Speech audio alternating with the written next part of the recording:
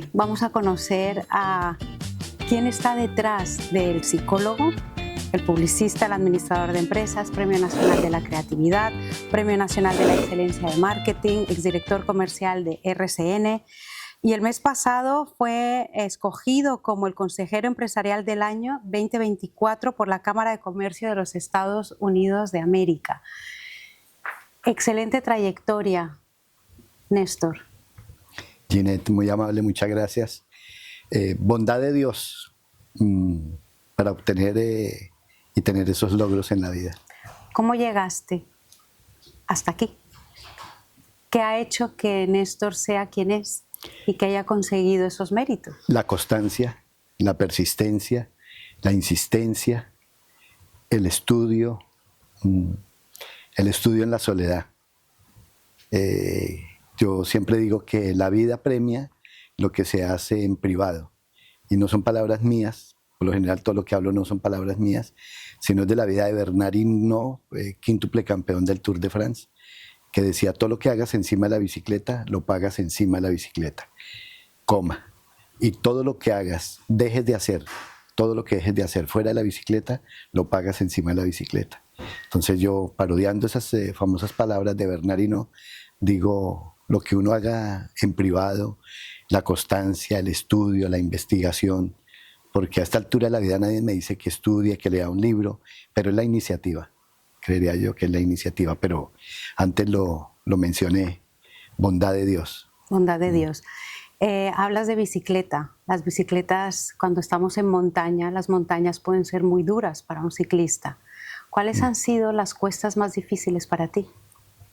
Y vibra el cuerpo. En la montaña vibra el cuerpo y hay que estar muy concentrado, porque si no se concentra se cae. Se cae. Se cae y duele el cuerpo, duele las asentaderas en la montaña. Y así mismo, parodiando esa buena pregunta que me haces, en la vida se pasan tantos obstáculos y tantas dificultades. ¿Cuáles son las montañas más difíciles que ha subido Néstor? Creería yo que las montañas más difíciles que uno sube, supera, o habrá unas que no se han podido superar y se quedó uno en esa aspiración de llegar a la cúspide de esa montaña y optó por una más suave o de pronto por una más alta. Creería que me tocó siempre un camino un tanto difícil, porque escogí, o la vida me puso en el campo comercial, y el campo comercial tiene todos los bemoles. Esa sí que tiene montañas, y todos los meses es un parto. Uno termina el 30 de cada mes con unos resultados que por lo general siempre son buenos, pero al otro día empieza de cero. Entonces viene un estrés que con el paso de los años no se convierte en estrés, sino distrés, que es la repetición constante del estrés. Y se acostumbra el ser humano a ese distrés, y lógico, eso trae unas consecuencias de alteración del genio, del comportamiento, de la comida, de dolores que somatizan en el cuerpo, de conciliación del sueño, de alteración del sueño, de dificultades a nivel familiar, a nivel profesional. Entonces, sí. ¿Dirías que es un precio demasiado alto el que pagaste por esa corriente comercial? Pues sí, porque, y buena la pregunta, porque me estás poniendo a evocar y a recordar cosas del pasado. Y en ese momento, cuando yo fui gerente de la cadena de radio y televisión RCN en mi país, Colombia, yo no era psicólogo, ni era coach, sino fue posteriormente que me puse a estudiar el coaching y la psicología, y ser técnico de fútbol también en Argentina, pero lo hice posteriormente. Digamos que las herramientas de vida para esos momentos dramáticos las tuve después. Entonces ya hice una mirada retrospectiva por el retro y dije: pude haber sido mejor, pero ya no desde la sentencia de la crítica, sino desde la excelencia de vida y de mirar lo que hice bueno en el pasado con las pocas herramientas que tenía en ese momento como ser humano. Hoy, pues ya estoy reinventado, producto de esa constancia que estaba diciendo al comienzo. ¿Qué te llevó a saltar del mundo del comercio, de lo comercial, de las ventas, del marketing, a la psicología? ¿Qué fue el detonante? El tiempo que tenía, soy empresario, y a veces veía que me quedaba tiempo en la oficina para hacer cosas y no quería acceder a las redes sociales o perder el tiempo haciendo cosas que le lleva a uno el tiempo en el computador.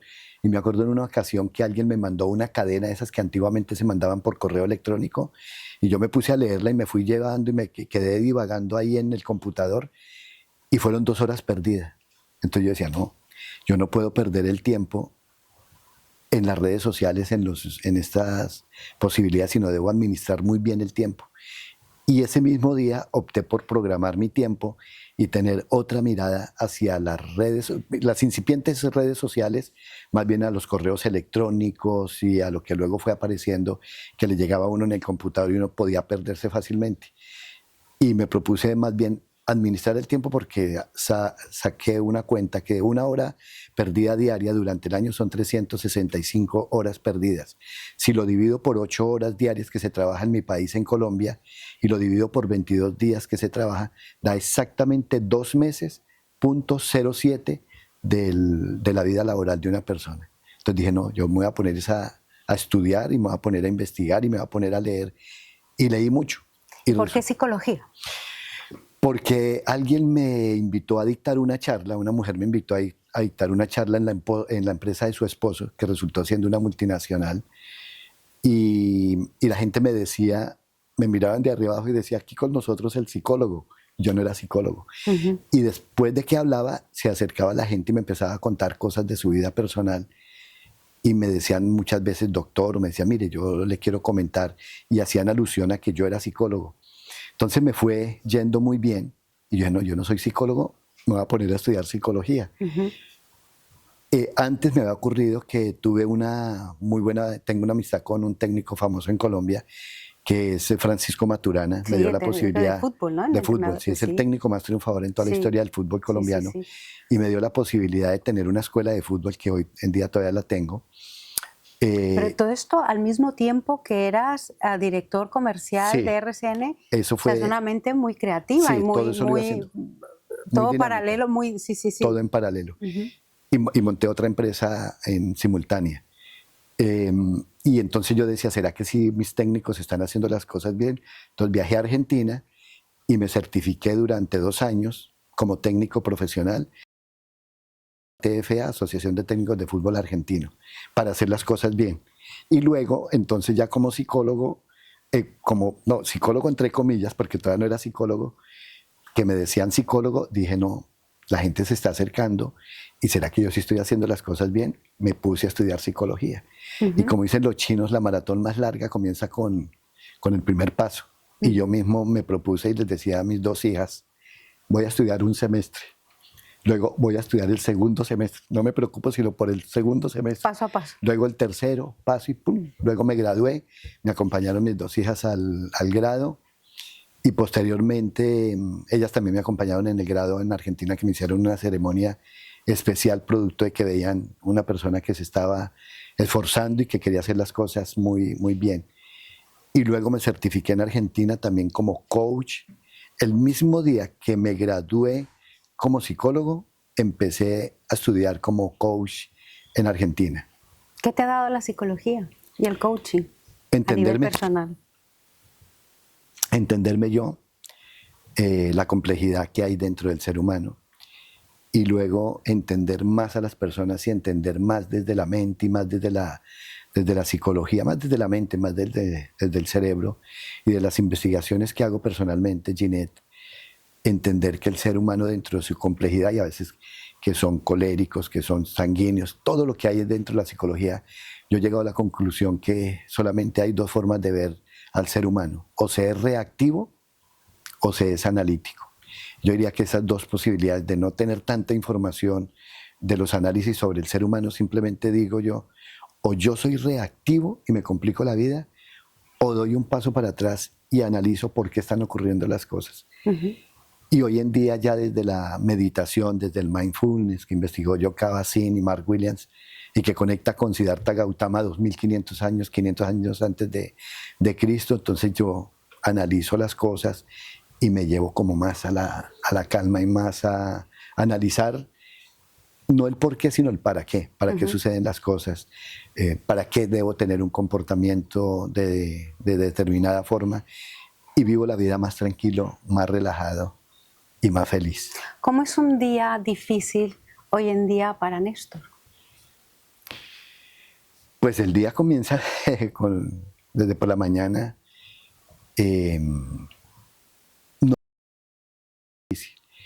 porque todos los días antes de abrir los ojos me aprendí una oración que me enseñaron ancestralmente los sabios, unas personas sabias que llegan a la vida, que es Modé Ani Lefaneja. Vuélvemelo a repetir. Modé Ani Lefaneja, Mele Jai Bekayán. Antes de abrir los ojos, digo, gracias yo delante de ti, a ese gran Dios que me da la vida y que me da la posibilidad de disfrutar ese día. Antes de abrir los ojos, hago esa oración. Entonces, para mí el día comienza con una fe, con un optimismo, con todo lo que venga en el día, porque como tú decías en algún momento, los bemoles y las montañas, pues eso es el día. El día tiene dificultades y las vamos a enfrentar, y también la rigurosidad de las cosas bonitas que vienen durante el día. Y inmediatamente me escurro de la cama y caigo de rodillas a hablar con Dios. Entonces, lo entiendo que el día, como el clima, tiene frío, tiene calor, en caso de mi ciudad, Bogotá, que tiene todos los climas en un mismo día. Entonces, así mismo es la vida, y los enfrento con el reto de la aceptación y no con el reto de la resignación, porque la aceptación nos da la posibilidad de actuar mejor ante una dificultad, y no desde la resignación, que cierra posibilidades desde el punto de vista cerebral. ¿Te imaginas la vida sin Dios? No me la imagino, no me la imagino. ¿Qué ha sido Dios para ti? Todo, porque a veces me sorprendo de lo que he logrado, de mirar hacia atrás, y hago un recorrido y veo a mis contemporáneos y digo, vea que sí se puede tener otro estilo de vida y reinventarse una y otra vez, todos los días tener una posibilidad de reinventarse y mirar hacia la vida con la posibilidad de que si hoy tengo esos 86.400 segundos que me regala la vida, pues los debo administrar muy bien, y sin embargo, si no los administro muy bien, esa misericordia de Dios al otro día, cuando yo me despierto, me los vuelve a regalar. 86.400 segundos para hacer durante el día lo que yo quiera hacer, y es a discreción mía si los uso bien o no lo hago, es responsabilidad mía.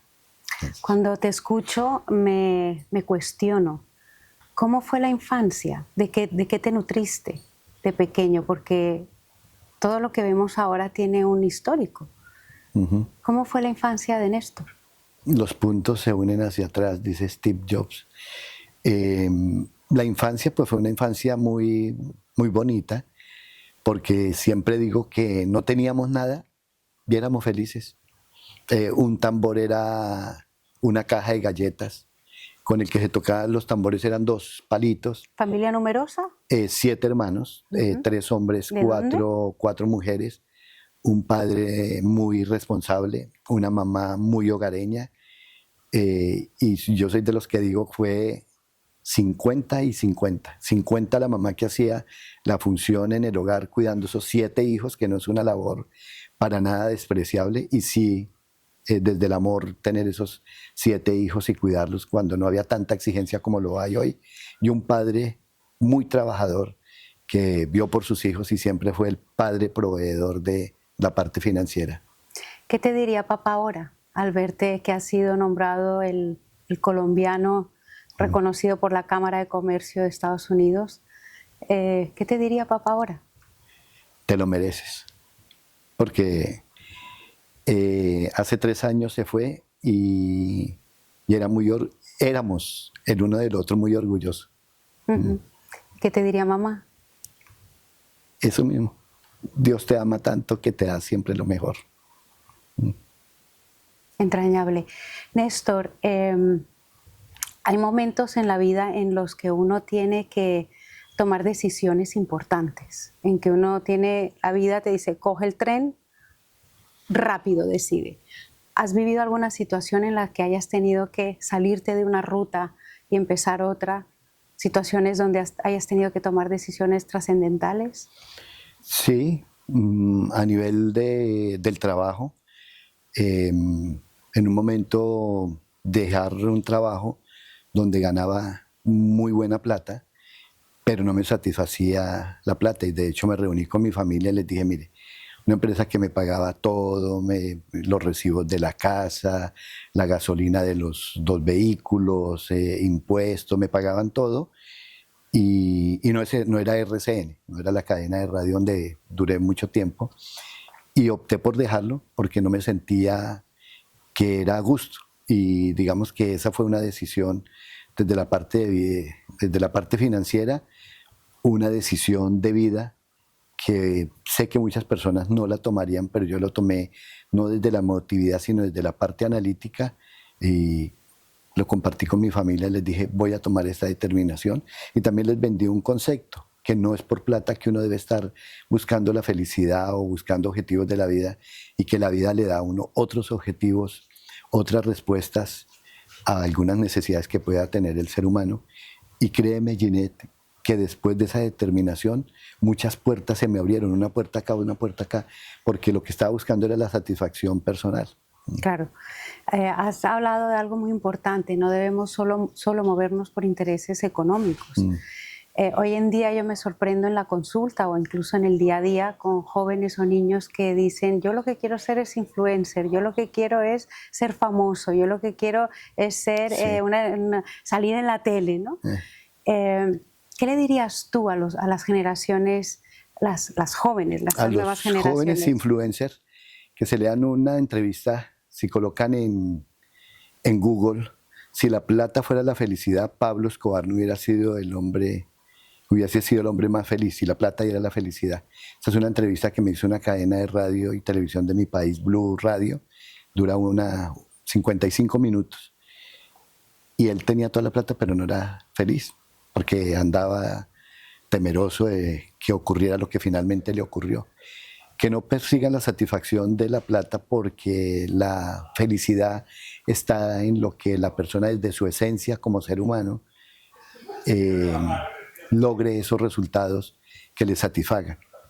Un premio que obtuve, Premio Nacional de la Creatividad, la gente pensaba que a mí me habían pagado mucha plata por hacer esa creatividad. Y le confieso, a mí no me pagaron ninguna plata por hacer esa creatividad para un anunciante en Colombia. Y lo hice con tanto amor y con tanta pasión que luego cuando se entregó el premio en Cartagena y lo exaltaban como el mejor comercial de la radio, yo mismo me sorprendí y decía, aquí la plata versus este premio, ¿qué es? ¿Más la plata o esta satisfacción, esta emoción que estoy sintiendo yo, que están nombrándome y que están mencionando la marca ganadora? Pues eso no tiene precio. La satisfacción profesional versus la plata no tiene precio y hoy he encontrado pacientes míos que tienen mucha plata y a veces dicen, ayúdeme a que mi hija regrese al hogar o ayúdeme a que mi hijo deje de consumir tal... el consumo de alguna droga. El consumo de una droga o que esté haciendo lo que está haciendo. Y me dicen, yo le doy la plata para que usted me ayude. Yo no puedo, por más que me den plata, no podemos hacer magia. Y ahí me he dado cuenta que la plata no es ese factor fundamental que las personas lo tienen como el referente. Idealizado, ¿no? Como idealizado. O sea, que la idealización por el dinero fácil sería una remirada, ¿no? Lleva a la persona a cometer muchos errores, obstinado por la plata, y la tranquilidad de la vida no la da la plata, la da la paz interna, la tranquilidad y la esencia de estar haciendo uno las cosas bien. Has recibido muchos premios a nivel nacional, premios de reconocimiento. Aparte de estos, cuál es el premio que tú más valoras, que te haya dado la vida? Una carta de quien fuera presidente de RCN, que recién estábamos empezando, Gustavo Castro Caicedo, y él vio en mí algo y me hizo una carta y me dice, usted en la empresa va a triunfar. Y me la mandó y yo todavía conservo esa carta. Y todavía yo no era gerente de RCN, sino estaba incipiente y estaba empezando. y cómo este presidente, Gustavo Castro Caicedo, que es un escritor famoso en mi país, más de 40 libros, está llegando a los 40 libros este año, me vio y vio posibilidades en mí. ¿Qué crees que vio Gustavo Castro Caicedo en ti? El compromiso, que fue el mismo que vio posteriormente, quien fue también presidente, y yo sin palancas, sin conexiones, excepto el buen comportamiento de mi padre y las buenas enseñanzas como trabajador. Este presidente, que hoy en día todavía es Fernando Molina Soto, vio en mí y me di cuenta posteriormente, moldeándome para posteriormente llegar a ser gerente. La palabra compromiso tiene muchos matices. Dime, ¿qué hace una persona comprometida? Porque el compromiso para mí puede ser uno, para otra persona puede ser otro. ¿Cómo describirías las acciones del compromiso? Para mí el compromiso de un profesional o de una persona es hacer las cosas desde la excelencia y no desde la exigencia. No porque me digan, sino debe existir una excelencia en mi ser para ejecutar las tareas sencillas o las complejas, desde la excelencia de vida, de mirarlas desde el amor, desde el cariño, y las cosas funcionan mejor. No es de que me toca hacer, sino como reto de la aceptación, hacer las cosas bien. Es decir, esforzarse desde el pequeño detalle hasta el más grande en buscar hacerlo lo mejor posible. Me voy por el camino de hacer las cosas que con la constancia y lo que le ponga de amor a la tarea pequeña o la tarea compleja puede salir mejor. Pero no es de la exigencia, sino es de la excelencia que tenga cada persona para hacer sus tareas. Hablas de amor también, ¿no? No me da miedo decir el amor. En una época en que hay desamorosidad, no hay amor en la tierra, hay un desamor total. El padre maltrata al hijo, el esposo es infiel, la esposa es infiel, en la empresa no trabajan las personas con el amor con que deben de trabajar, los mandatarios no dirigen sus países con amor y son obstinados por conseguir otras cosas que, como decía un pensador, aquí voy en mi ataúd y que me dejen las manos afuera porque no me llevo nada. Entonces digo, ¿para qué un mandatario busca poder con la plata si la satisfacción más grande que pueda tener un mandatario es hacer cosas por su soberano, como lo he podido apreciar Mohamed Al-Rachin Al-Matok, el jeque de los Emiratos Árabes, que pensaron en que un día se les va a acabar el petróleo y pensaron en que tenían que tener un sucedáneo y lo lograron a través de la finca raíz, de esos edificios hermosos que han hecho. Y hoy en día es uno de los países que antes nadie visitaba el desierto y hoy el desierto está lleno de edificios y lo visitan 18 millones de personas al año y tienen unos nuevos ingresos. Eso es un buen mandatario, una persona que piense en el pueblo, en darle buenos resultados y darle un buen modus vivendi. ¿Desde dónde? Desde el amor. Cuando yo me amo y no necesito bienes materiales, sino más bien bienes espirituales, puedo hacer cosas por mis semejantes. De lo contrario, estamos equivocados y el mundo está equivocado en ese contexto de perseguir el dinero por conseguirlo, que es importante para tener bienestar, sí, pero no es el punto de llegada para ser feliz. Néstor, hablas de reinventarse, ¿no? Cómo estos mandatarios reinventan, cómo te has reinventado. ¿Ahora qué sigue? ¿Qué fase sigue en la vida de Néstor? ¿Qué quieres hacer? Pues la vida me llevó a conocer este año y el año pasado, finales y comienzos de este año, a Japón, y tuve la fortuna de ir a la prefectura de Okinawa, donde hay las personas más longevas del mundo, una de las 5 zonas azules del mundo, y allí en Ojimi vi personas que se levantan muy temprano y cuando anochece siguen haciendo actividades o de trabajo o de socialización. Yo creería que para mí, ¿qué sigue? Sigue el mirar investigando, y como decía Buda, el conocimiento es externo, entonces yo sigo buscando el conocimiento externo en los libros, en las investigaciones, en los simposios, en seminarios, y donde me inviten, allí voy a estar desde el amor, haciendo algo por mis semejantes. Creo que el Ikigai mío, que lo descubrí ya mucho tiempo antes de llegar a Okinawa, a Ojimi, el Ikigai mío es el ser humano. Indudablemente es el ser humano. Hablas de esta longevidad, ¿no? ¿Qué le diría tu presente ahora, el Néstor de ahora, a tu yo del pasado? Pues no le diría a ese yo del pasado, ¿por qué no hizo esto o esto? Más bien yo me lo aplicaría, ¿qué debo hacer en el hoy? Alimentarme bien, dormir bien, hacer deporte y tener conversaciones saludables con mi mente y tener conversaciones saludables con mis semejantes. ¿Y qué dice ese hombre sabio que está aquí en esta silla? ¿Qué le diría al hombre del futuro, a su Néstor del futuro? Que haga lo que le gusta, que se divierta durante el día y haga un concierto de melodías con el conocimiento externo y aproveche el conocimiento que hay en él para que lo convierta en sabiduría. ¿Qué olor le pondrías a los próximos 10 años? ¿Qué olor te gustaría que te acompañara? El sándalo. El sándalo. El sándalo, una fragancia, el sándalo. Muy bien. Tenemos una sección muy sencilla que se llama el inventario, donde yo te voy a hacer preguntas y la idea es que las contestes con la mayor rapidez y que no se filtre mucho la mente. Escena de una película. Expreso de Medianoche. ¿Cuál? Esa película Expresa de Medianoche y una donde... La escena. La escena donde... Es más, esa escena me marcó tanto que yo dije no voy a ir nunca a Estambul. Me daba miedo ir a Estambul cuando castigaban al protagonista y le pegaban y estaba en una cárcel. Y yo tenía miedo y la película me causó mucho impacto porque era muy joven para ver esa película y la vi como que varias veces. Y tan es así que me impactó que yo decía, no voy a ir a Estambul.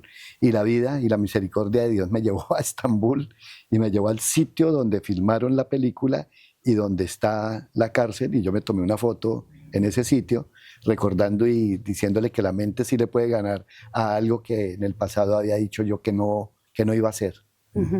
Esa escena me marcó. Esa escena te marcó. Si tuvieras que regalar un libro a alguien que quieres con todo tu corazón, ¿cuál sería? La Biblia, porque ahí hay una condensación de lo que es el ser humano. Sin fanatismo. Recientemente me han regalado la Torá, el Corán, la Cábala me lo han regalado también y una Biblia espectacular de estudio y de análisis. Y yo digo que es un libro apasionante porque hay muchas enseñanzas para el ser humano. Si tuvieras la oportunidad de tomarte un café, de tomarte una infusión con alguien vivo o que no esté con nosotros, ¿a quién entrevistarías? ¿O con quién te tomarías ese café? Buena pregunta. Yo creería que entrevistaría a una persona que admiré mucho, un periodista de RCN que tenía una capacidad de la conversación y de la palabra, que está pasando por un momento difícil en este momento. Me gustaría, si se pudiera hacer eso, a ese periodista, a Juan Gosaín. Juan Gosaín es costeño, ¿no? Costeño, él es de San Bernardo del Viento.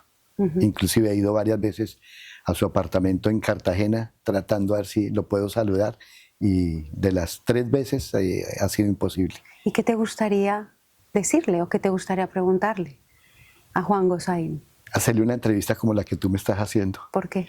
Desde la persona que pudo él haber hecho mejor en el pasado o por qué lo que le está ocurriendo hoy, debido a qué o qué no debería haber hecho para que su salud hoy estuviese mejor.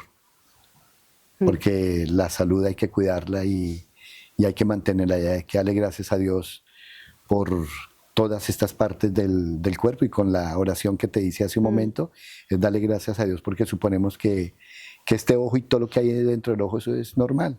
No, pero es que hay que darle gracias porque es que este dedito también es importante, y los pies, las manos, los oídos, la voz. Darle gracias a Dios por la voz, y eso lo asumimos como que eso es por hecho y está ahí. Ahí es que darle gracias a Dios por todo eso. Me gustaría hacerle una entrevista como la que tú me estás haciendo a esta persona. A Juan Gosaín. A Juan Gosaín. Seguro que se te va a dar con esa constancia y esa persistencia que te caracteriza. Y ojalá, ¿no?, que Dios le dé a esta persona, le devuelva la salud. Entiendo. 5 días para irte gratis a cualquier lugar del mundo. ¿Con quién te vas y a dónde? Buena pregunta.